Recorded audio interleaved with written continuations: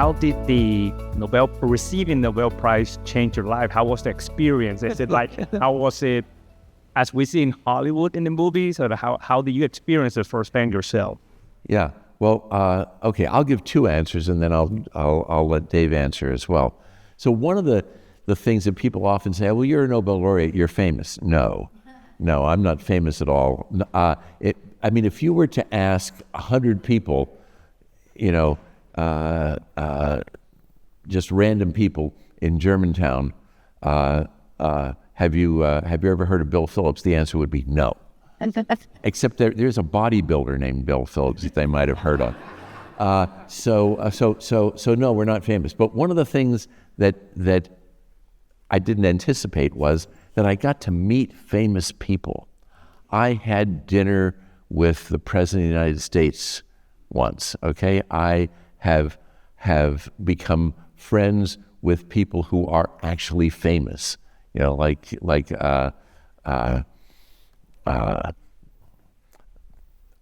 stayed at the home of a famous country western singer. My wife and I have become very friendly with the nation's most famous sex therapist. Now, let me just say, a colleague of ours, Jan Hall, when asked this problem, said, "Now I turn left." And what he meant was, when you get on an airplane, the people who are in economy go to the right, and the people who are in business and first class go to the left. So that was how he perceived that his life had changed. Now he flew in business class. So, I guess one change, other than the obvious thrill of having it happen, but is that we get a lot more invitations to speak now. So, one thing actually, I found, I don't travel as much as I first did after receiving the prize, but, with Zoom, for example, it's really easy to get lectures. So for whatever reasons, I've become popular in Asia, so I can give an hour presentation similar to the ones I give here. That the students it'll be 9 o'clock in the morning for them, and it's early evening for me, so that works out just fine. And actually, Zoom works very good. Maybe not as well as being here with you in person in the audience, but I think that the communication is really great. So I think it works really well. Good morning. I was wondering what made you pursue physics while at Berkeley and Harvard, Dr. Wineland? Well, my story's pretty simple. In high school, I was pretty good in math, and so I started as a math major in college, and I actually I graduated from Berkeley campus of the University of California, but I started at the Davis campus, which is primarily agricultural school. And anyway, I was started as a math major, but I started taking some physics classes for breadth. But then I decided I really liked that, versus just pure math. And so then I transferred to Berkeley, mainly because in the mid-'60s, Berkeley was the physics location, certainly among the University of California campuses. So I went there, and it was easy to transfer. Actually, just being accepted into the system, I just had to fill out a form and show up for classes at Berkeley. So anyway, I graduated from there, and my interest in physics continued, although I was still a math major. But then when I at the end of there, taking the physics classes, I became interested in physics. So I actually applied for the physics department when I went to Harvard, and then carried on from there. Thank you. Hi, good morning. I have a question back on the quantum computing topic. When you had the 5 qubits and you were measuring the motion mode of those qubits, how do you measure what type of motion they're doing? I see. Yeah, actually what we do is we probe optically, and one thing you can think about is that if we have a laser beam coming in here and an ion over here, and it's wiggling back and forth, the the absorption probability and the scattering probability will depend on this motion. So that's the basic idea. We look at different ways that a laser beam can interact with the motion, and actually, and from that way, we found a way to actually freeze out the motion, so that the motion, say for a single qubit, the motion is in the quantum mechanical ground state, and that helps certainly in clocks and other things. But anyway, it's just we can tell by how we probe the ions with a laser. And if I can just add to that, just a slightly different way of saying the same thing, because the motion is quantized, then that means that there are certain energy levels that correspond to different states of motion. You just tune your laser so that it corresponds to the different energy levels, and you can tell where the stuff is, or move it from one place to another. I was wondering if either of you experienced problems continuing with your research, considering the responsibilities of being a prize winner. I know that other winners have expressed concern over their responsibilities of being a Nobel Prize winner and the speaking engagements interfering with their work. Well, he was the first Nobel laureate amongst us. So The answer is sort of a quantum mechanical answer, yes and no. So on the one hand, after being awarded the Nobel Prize, my laboratory director, Catherine Gebbe, who you've already heard about, so it was both, she was the leader of both of us, and we were very grateful for her leadership. She came to me and she said, "Bill, you once told me that if you got an extra $1 million a year for your research, you wouldn't really know what to do with it. I'd like you to reconsider that." So what that meant was that I had more money to do my research. And the main way I used it, and I think everyone will say this, is I hired more people, because people are the key to getting the work done. It also made it easier to get equipment, but the key thing was the people. But at the same time, as Dave had said, we got so many more invitations that it meant that I wasn't around as much. So on the one hand, I got to experience more and very different kinds of research, but I got to be less involved on a really personal level in being in the lab and working on those things on a daily basis. Now, that tends to happen as you get old anyway. Mm-hmm. I remember that when I first went to MIT as a graduate student, my thesis advisor, who was one of the biggest names in atomic physics, Dan Kleppner, already was almost never in the lab.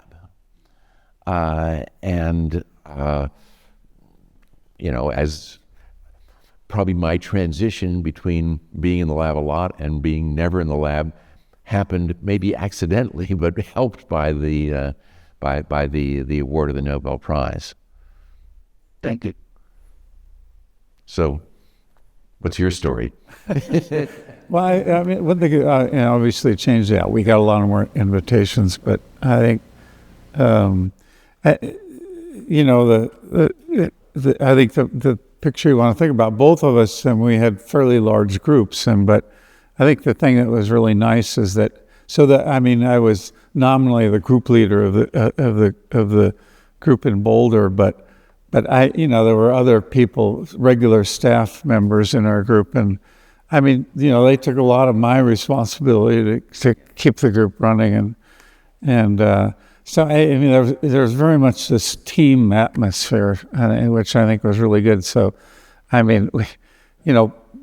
we made sure people were actively communicating amongst each other, and so at the high point at Boulder, our group was 30 people, and I had 2 or 4, permanent associate, members as close associates, but the main thing we were all focusing on is, get the group together, and we'd have weekly seminars with everybody, and so, exchanging ideas, and you'd learn, the students, and we would learn from these interactions. I think that's really important.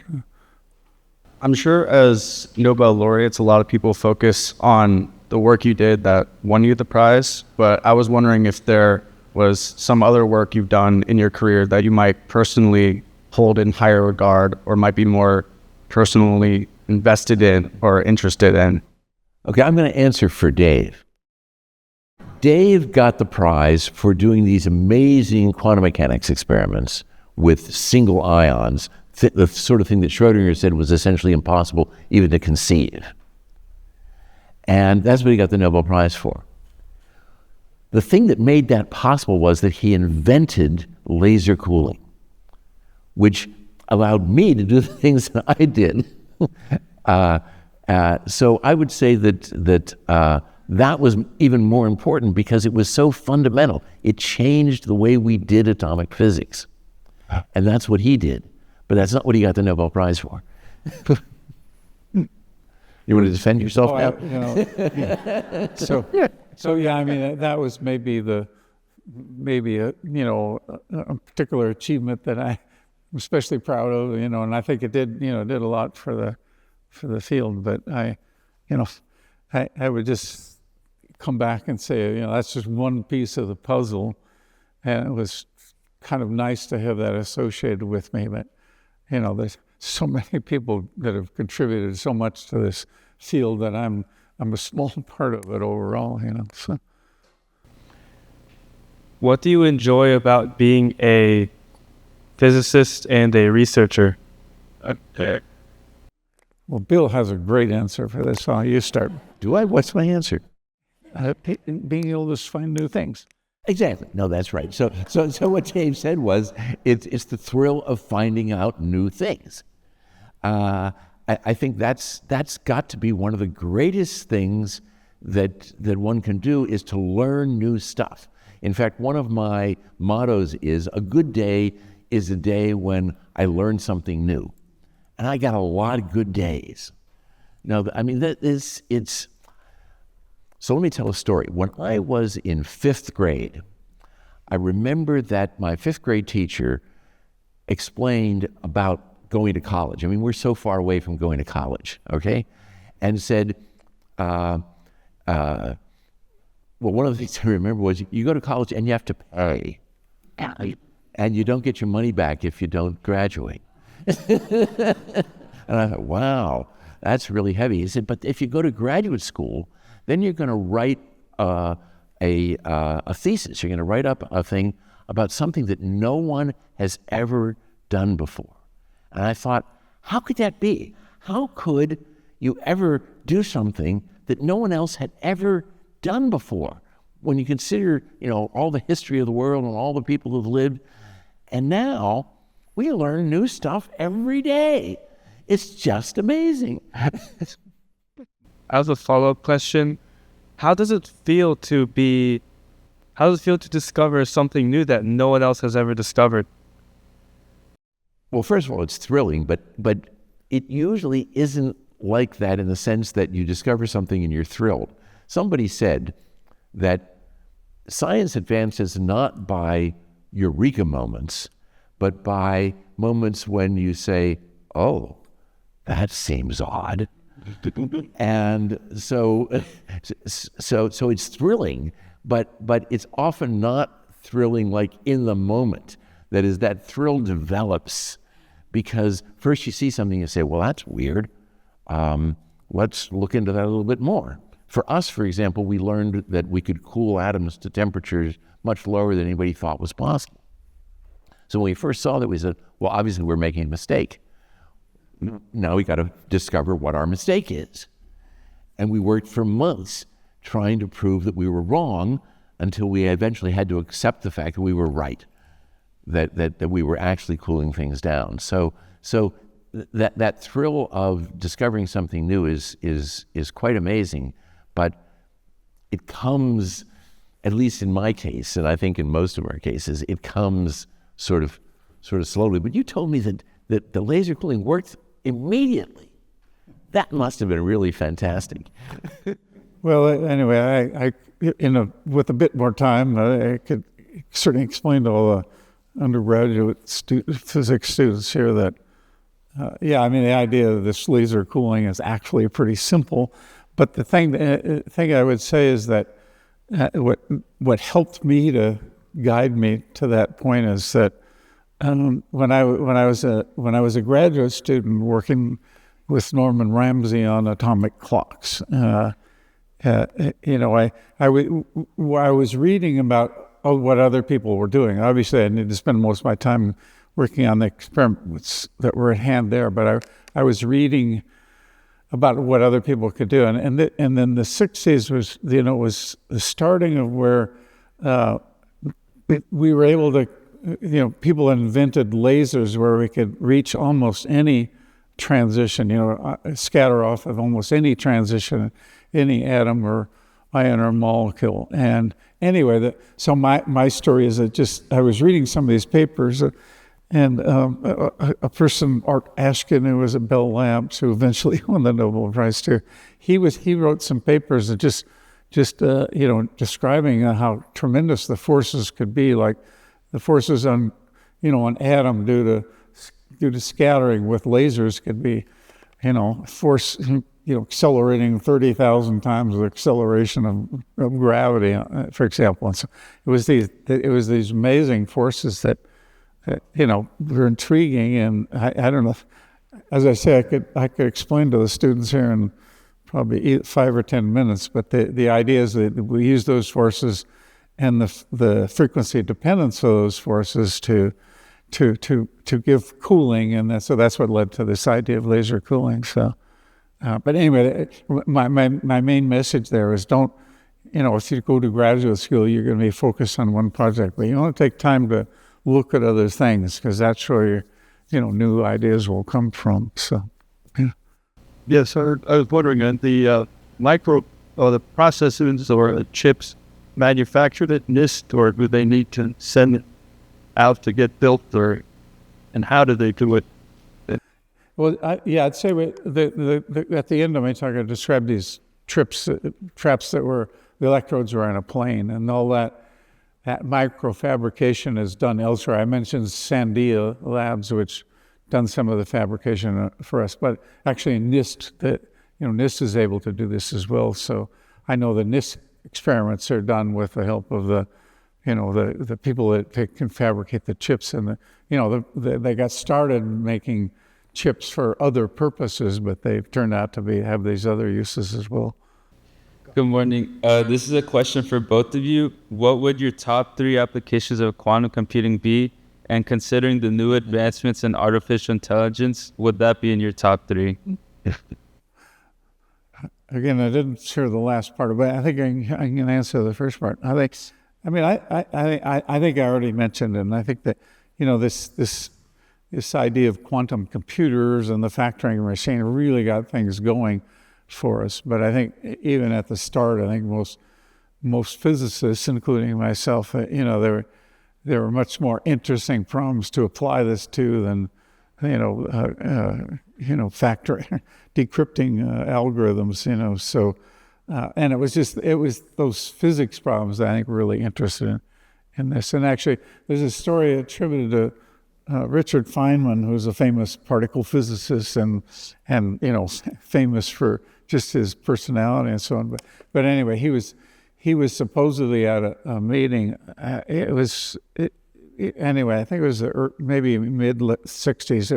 It was on reversible classical computing, and there's, I don't know, somehow in the discussion came up that the topic is, well, what's the best reversible computer system? And he said a quantum system, because in principle, if we can get rid of the errors in our operations, they're completely reversible. And so in principle, that was what the subject of this conference was about. So, it is in some sense the ideal reversible system, but of course we have a lot of things that cause errors that can conflict with that notion. But anyway, that's just a bit of an aside. So as Dave said, the thing that I'm interested in is doing quantum mechanics with quantum computers. Sure, it would be cool to factor numbers, but that's not really. I mean, the reason why you want to factor numbers is that's something that the spies are interested in, and that's fine because it's an interesting mathematical problem. But what I really want to do is quantum mechanics. So let me describe a particular quantum mechanical model that we cannot solve with classical computers that I would love to solve with a quantum computer. It's called the Hubbard model. And it's a model for describing the motion. It was originally developed as a model for describing the motion of electrons in a crystal lattice. So a crystal lattice you can think of as being a periodic array of places where an electron could be. And you want to understand how electrons behave in such a crystal lattice. And the Hubbard model takes a very simple approach. It just imagines two numbers. How easy is it for the electron to go from one lattice site to the next one? It's a tunneling process, a quantum mechanical tunneling process, and there's some quantum mechanical tunneling rate or strength of that process, and that's some number, okay? And the other number is, if I put two electrons on the same site, how much energy does that cost? So it's a pretty simple model. It doesn't say anything about what the shape of the potential is that the electron will feel when it's on the lattice site. It doesn't say anything about how far apart they are. All it says is what's the tunneling rate from one site to the next, and what's the energy cost to have two on the same site. And that problem cannot be solved even at zero temperature, where you might think it would be easiest to do it. And the reason is that the difficulty of solving that problem grows as an exponential of the number of lattice sites. So as soon as you get any decent number of lattice sites, a few tens, no classical computer can solve that. But a quantum computer could, at least in principle. Trouble is our quantum computers aren't quite good enough to solve that yet. But now, why am I interested in that? Because a lot of people believe that if you could solve that problem, it would provide the key to understanding high-temperature superconductivity, which is something that we do not understand. There are certain two-dimensional materials that exhibit superconductivity at incredibly high temperatures, and by incredibly high, I mean like liquid nitrogen temperatures, which is pretty cold. But usually superconductivity is at liquid helium temperatures. Liquid helium is 4 degrees and liquid nitrogen 77 degrees. And some of these high temperature superconductivity things work at 1,000 degrees above, not 1,000, 100 degrees above absolute zero. And nobody really understands why. And maybe this model is the answer, but we can't solve it. So a quantum computer might solve that problem. That would be really exciting. Sounds like a science fiction. Well, as a preface to my question, I just want to say earlier, as an answer to one of the questions that you were asked, I forget exactly what it was, you said that you're not exactly an expert on the subject, and that was one of the most humbling things I've ever heard. How important was your choice of graduate school in getting to where you are? My story is pretty simple. When I went to undergraduate school, I gradually became interested in physics, but in terms of where to go, I think there's many good choices, and you can search the web a little bit and find out which are the strong schools in physics or whatever subject you're interested in. And as I say, I didn't make a very sophisticated decision. When I was a junior in college, I had a classical mechanics teacher he was just great. And anyway, in talking to him, aside from classes, I learned that he went to Harvard, and I said, oh, that's it for me. He had gone there, so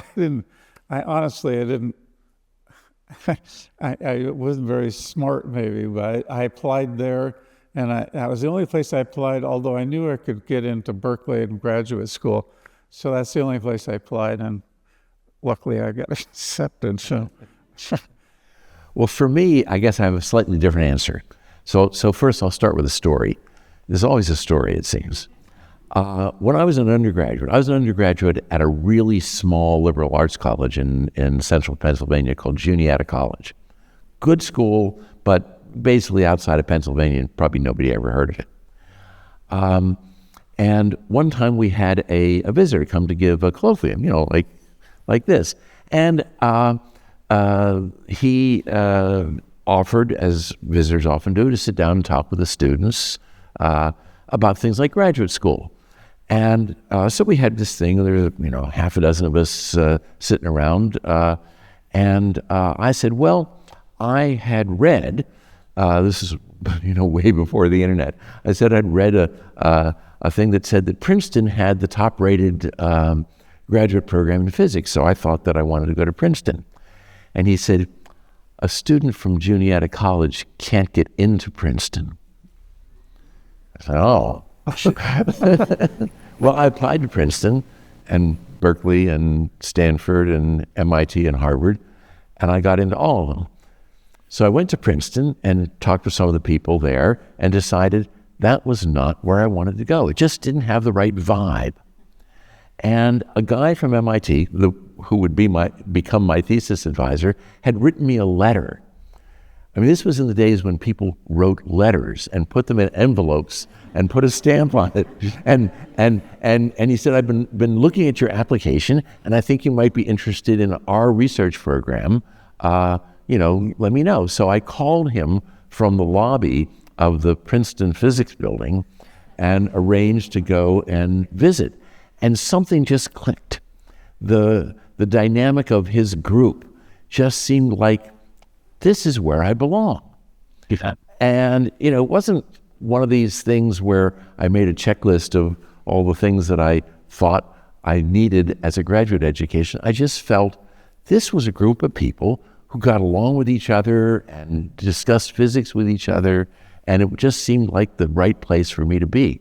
And I thank God that I made that choice, because it really made a difference in my career that I made that choice. I don't think I would have become the kind of physicist that I became had I gone to someplace else. Now, in that same trip, I visited Harvard because it was just a mile down the road, and that was a pretty nice place as well. But, and I talked to one of the greatest people there. I talked to Frank Pipkin. And I didn't talk to Norman Ramsey. If I'd talked to Norman Ramsey, I might have made a different decision, because Norman Ramsey was my thesis advisor, and I came to love him over the years. What a great guy he was. And so a lot of it just had to do with the personality of the people. Hopefully this question isn't too simple, but how does a laser cool? First of all, imagine, we always do this with a gas, okay? We're laser cooling a gas. And in a gas, atoms are moving every which way, right? Now, the idea of laser cooling is to push on the atoms in such a way as to slow them down, because light carries momentum, okay? So that means you can push on things in such a way as to make them slow down. But the obvious problem is the atoms are going every which way.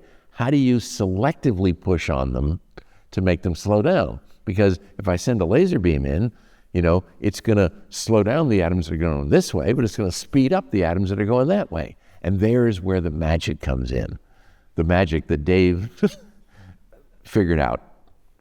Those atoms will absorb light if the light is at a very particular frequency, which is to say a particular color. And if the color is just a little bit different, it won't absorb the light, okay? So what you do is you shine in light onto the gas so its frequency is a little bit lower than the frequency that the atom wants to absorb. So if an atom is moving toward the laser beam, the Doppler shift that it sees makes it look to the atom as if the frequency is a little bit higher than if the atom were at rest. So the laser beam being a little bit lower is now shifted from the point of view of the atom to a higher frequency, meaning it's shifted toward the frequency where the atom wants to absorb the light. So an atom going this way will absorb the light and slow down, and an atom going that way won't absorb the light. But if it did, it would speed up. Now you bring in a laser from the other side, and then both atoms, the one going this way will absorb from this laser and slow down, and the one going that way will absorb from that laser and slow down, and it all works like magic. What a great presentation. Fantastic questions. Thank you again, Dr. Wineland, Dr. Phillips.